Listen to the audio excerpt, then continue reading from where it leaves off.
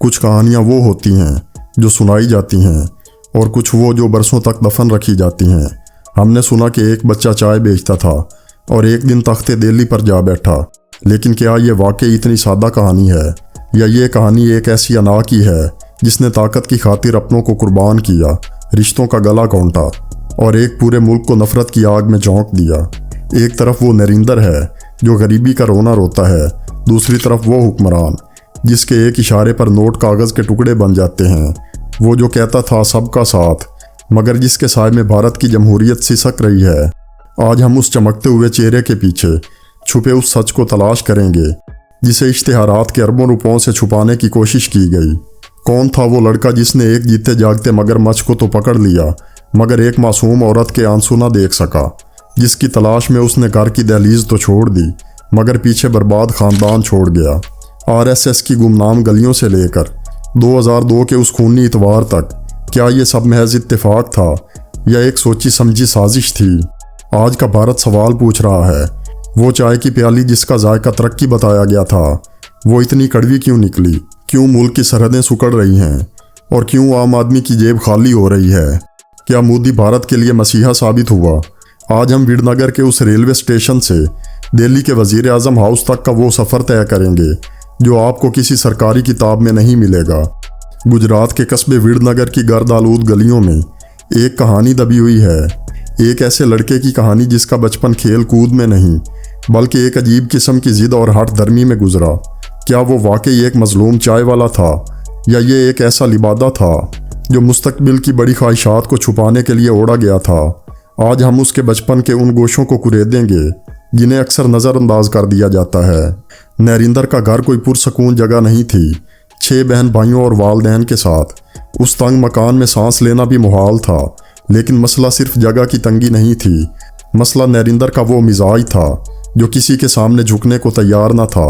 اپنے بھائیوں کے ساتھ اس کے جھگڑے معمول کی بات تھی، وہ تنہائی پسند تھا، لیکن ایسی تنہائی نہیں جو درویشوں کی ہوتی ہے، بلکہ وہ تنہائی جو کسی بڑے منصوبے کے لیے غصے کو پالتی ہے۔ وہ اپنی ماں ہیرا با کی محنت کو دیکھتا تو ضرور تھا، لیکن گھر کے کاموں میں ہاتھ بٹانے کی بجائے وہ گھنٹوں اسٹیشن پر اجنبیوں کے درمیان رہنا پسند کرتا تھا۔ کیا یہ غربت سے فرار تھا یا اپنے خاندان سے بیزاری تھی؟ وڈ نگر اسٹیشن پر چائے بیچنا نریندر کے لیے صرف روزگار نہیں تھا بلکہ یہ لوگوں پر تسلط حاصل کرنے کا پہلا تجربہ تھا۔ اس کے ساتھ کام کرنے والے دیگر لڑکوں کا کہنا تھا کہ وہ کبھی بھی ٹیم کا حصہ بن کر نہیں رہا، وہ ہمیشہ دوسروں کو ہدایات دینا چاہتا تھا۔ وہ مسافروں سے بات کرتے ہوئے اکثر ضرورت سے زیادہ سخت ہو جاتا تھا، اسے عام لوگوں کی سادگی سے ہمدردی نہیں تھی بلکہ وہ ان کی بے بسی کا مشاہدہ کرتا تھا۔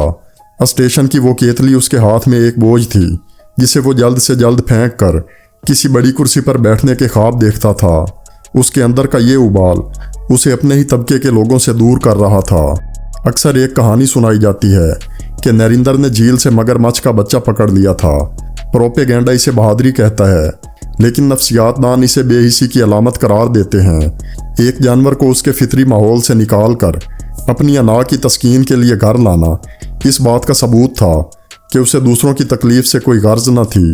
سکول کے اساتذہ اسے ایک مشکل بچہ سمجھتے تھے، وہ بحث برائے بحث کا عادی تھا، وہ اکثر اساتذہ کے سامنے بدتمیزی کی حد تک چلا جاتا تھا۔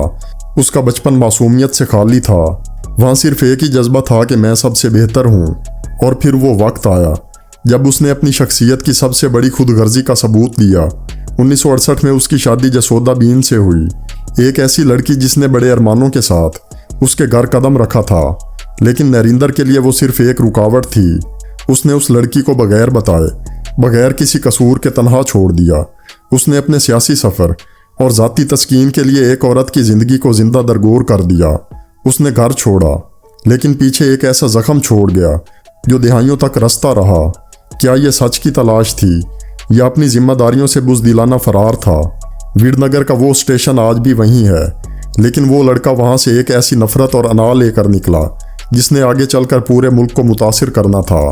وہ چائے والا جو اپنے گھر کا نہ ہو سکا، وہ ایک بڑے ملک کا دعویدار بن گیا، لیکن تاریخ گواہ ہے جو بنیاد رشتوں کے خون اور اپنوں کی بد دعاؤں پر رکھی جائے وہ کبھی پائیدار نہیں ہو سکتی۔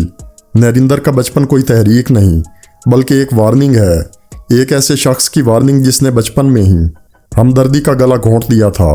वीरनगर से भागने वाला वो नौजवान जो अपनी जिम्मेदारियों को अपनी बीवी के पीछे छोड़ आया था, अब हिमालय के गारों में सच तलाश करने का दावा कर रहा था। लेकिन क्या वो वाकई रूहानियत की तलाश थी, या ये एक ऐसे शख्स की तैयारी थी जो जानता था कि आम जिंदगी उसकी अना के लिए काफ़ी नहीं है।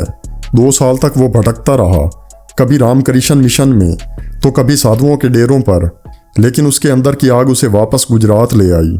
70 की दहाई के आगाज़ में नरेंद्र मोदी ने RSS के दफातर में बर्तन धोने और झाड़ू देने से अपने सियासी सफ़र का आगाज़ किया। यहाँ उसने सीखा कि किस तरह जज्बात को हथियार बनाया जाता है। वो एक प्रचारक बन गया, एक ऐसा मुबल्लिग जिसका अपना कोई घर न था, ना कोई रिश्ता था। ये वो दौर था जब उसने खामोशी से तंजीम के अंदर अपना असर व रसूख बढ़ाया और साबित किया कि वो कितना फर्मा बरदार और सख्त हो सकता है। जब इंदिरा गांधी ने एमरजेंसी लगाई तो मोदी ने रूप बदलना सीख लिया, कभी सिख बनकर तो कभी कोई और रूप धार कर वो गिरफ्तारी से बचता रहा। नाकदीन कहते हैं कि यहीं से उसकी शख्सियत में दोहरापन पैदा हुआ। वो ज़ेरे ज़मीन रहकर लोगों को उकसाने और नेटवर्क बनाने का माहिर हो गया। ये वो वक्त था जब उसने बीजेपी के बड़े लीडरों की नज़रों में जगह बनाई और साबित किया कि वो सिर्फ एक कारकुन नहीं बल्कि एक शातिर मुंतजिम भी है। 2001 में मोदी को गुजरात का वज़ीर आला बना दिया गया। हालांकि वो कभी इलेक्शन नहीं जीता था, लेकिन इक़्तिदार संभालते ही एक ऐसा तूफ़ान आया जिसने इंसानियत को शर्मा दिया। 2002 के गुजरात फसादात, गोधरा ट्रेन का वाक़या और उसके बाद होने वाला कत्लेआम। मोदी पर इल्ज़ाम लगा कि उसने पुलिस को खामोश रहने का हुक्म दिया था ताकि गुस्सा निकाला जा सके। वो जिसने बचपन में मगरमच्छ से ना डरने का दावा किया था, क्या वो अपने ही शहर में हजूम को रोकने से डर गया था, या ये सब एक सोची समझी सियासत का हिस्सा था ताकि एक मखसूस वोट बैंक को मुत्तहिद किया जा सके। इन फसादात ने मोदी को हिंदू हृदय सम्राट बना दिया, लेकिन जमहूरियत के माथे पर एक ऐसा कलंक लगा दिया जो कभी न धुल सका। फसादात के दाग धोने के लिए मोदी ने तरक्की का लिबादा ओढ़ लिया। बड़ी बड़ी कंपनियों को गुजरात बुलाया गया और एक ऐसा इमेज बनाया गया जैसे गुजरात कोई दूसरा अमेरिका बन गया हो। लेकिन हकीकत क्या थी? गुर्बत और भूख की खबरें इश्तिहारात की चमक दमक में दबा दी गईं। उसने सोशल मीडिया और मीडिया मैनेजमेंट को अपना हथियार बनाया। अब वो चाय वाला नहीं बल्कि तरक्की का अवतार बनकर उभर रहा था। उसने हर उस आवाज़ को खामोश कर दिया जो उसके खिलाफ उठती थी। आखिरकार वो लम्हा आ गया जिसके लिए वीरनगर का वो बच्चा घर से भागा था। उसने अपने माजी को एक फिल्मी कहानी बनाकर पेश किया, लेकिन क्या वो वाकई गरीबों का हमदर्द था, या ये सिर्फ इक़्तिदार तक पहुंचने की एक सीढ़ी थी? हल्फ बर्दारी की वो तकरीब दिल्ली के ऐवानों में हो रही थी, लेकिन वीरनगर में एक बीवी अब भी तनहा थी और गुजरात की गलियों में फसादात के मुतासरीन अब भी इंसाफ के मुंतज़िर थे। वीरनगर का वो ज़िद्दी लड़का अब दुनिया की सबसे बड़ी जमहूरियत का मालिक बन चुका था। ताकत की ये कहानी सिखाती है कि अगर आप में बेहिसी और सियासी चालबाजी हो तो आप किसी भी माजी को दफन करके मुस्तकबिल का ताज पहन सकते हैं। कहा जाता है कि जमहूरियत सिर्फ वोट डालने का नाम नहीं बल्कि इदारों की आज़ादी का नाम है। लेकिन पिछले एक दहाई में भारत ने देखा कि किस तरह एक एक करके उनके सतूनों को गिराया गया।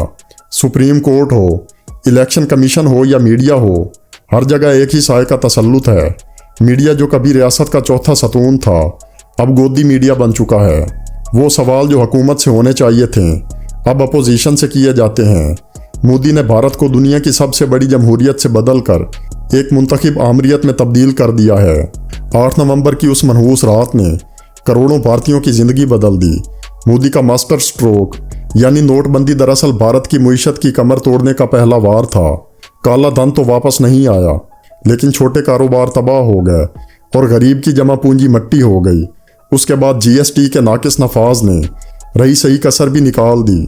आज भारत में बेरोजगारी की शरह पिछले 45 सालों की बुलंद तरीन सतह पर है, लेकिन हुकूमत सिर्फ आदादो शुमार के हेर फेर में मसरूफ़ है। मोदी का सबसे बड़ा नुकसान वो नहीं जो जेब पर हुआ, बल्कि वो है जो दिलों पर हुआ। सबका साथ सबका विकास का नारा लगाने वाले ने भारत के सेकुलर ढांचे को फिरका वारियत की आग में झोंक दिया। गाय के नाम पर इंसानों का कत्ल, मुसलमानों के खिलाफ नफरत का प्रचार और शहरियत के मुतनाज़ा कवानीन। मोदी ने भारत को हिंदू मुस्लिम की ऐसी खलीज में धकेल दिया जिसे वापस आने में शायद दहाइयाँ लग जाएं। ये वो नफरत है जो अब गलियों से निकलकर घरों तक पहुंच चुकी है। दुनिया भर में घूमने और गैर मुल्की लीडरों को गले लगाने से खारजा पॉलिसी नहीं बनती। मोदी के दौर में भारत के अपने पड़ोसियों के साथ ताल्लुकात बदतरीन सतह पर पहुंच गए। नेपाल जैसा छोटा मुल्क भारत को आंखें दिखा रहा है, बांग्लादेश दूर हो गया है और चीन लद्दाख में भारत की ज़मीन पर कब्जा जमाए बैठा है। लेकिन 56 इंच का सीना रखने वाले वज़ीर आज़म ने आज तक चीन का नाम लेने की जुर्रत नहीं की। ये सिफारती तन्हाई और फौजी कमज़ोरी भारत की सालमियत के लिए एक बहुत बड़ा ख़तरा बन चुकी है। आर्टिकल 370 का खात्मा हो या काले ज़रई कवानीन, मोदी हुकूमत ने हमेशा अवामी राय को पैरों तले रौंदा है। कश्मीर को एक खुली जेल में तब्दील कर दिया गया जहां इंटरनेट और बुनियादी हकूक मुअत्तल रहे। दूसरी तरफ मुल्क के किसानों को सड़कों पर महीनों बैठना पड़ा और सैकड़ों जानें कुर्बान करनी पड़ी। तब जाकर हुकूमत ने अपने जालमाना फैसले वापस लिए। नरेंद्र मोदी ने भारत को वो ख्वाब दिखाए जो कभी पूरे नहीं होने थे। डिजिटल इंडिया और मेक इन इंडिया के पीछे सिर्फ चंद सरमायादार दोस्तों की जेबें भरी गईं। आज का भारत अंदर से टूटा हुआ, मुआशी तौर पर कमज़ोर और समाजी तौर पर तकसीम शुदा है। मोदी का दौर इक़्तिदार तारीख में एक ऐसे दौर के तौर पर याद रखा जाएगा जहां एक शख्स की अना ने दुनिया की उभरती हुई ताकत को नफरत और नाअहली की दलदल में फंसा दिया। वीरनगर का वो चाय वाला भारत के लिए मसीहा नहीं बल्कि एक तबाही साबित हुआ। आपकी नरेंद्र मोदी के दौरे इक़्तिदार के बारे में क्या राय है, हमें कमेंट बॉक्स में ज़रूर आगाह कीजिएगा। अगर आपको ये वीडियो पसंद आई हो तो लाइक करें, अपने दोस्तों के साथ शेयर करें और हमारे चैनल को सब्सक्राइब करना ना भूलें ताकि आपको नई दिलचस्प और मालूमाती वीडियोज़ मिलती रहें। इसी के साथ मैं आपसे इजाज़त चाहता हूँ। अल्लाह हाफिज़।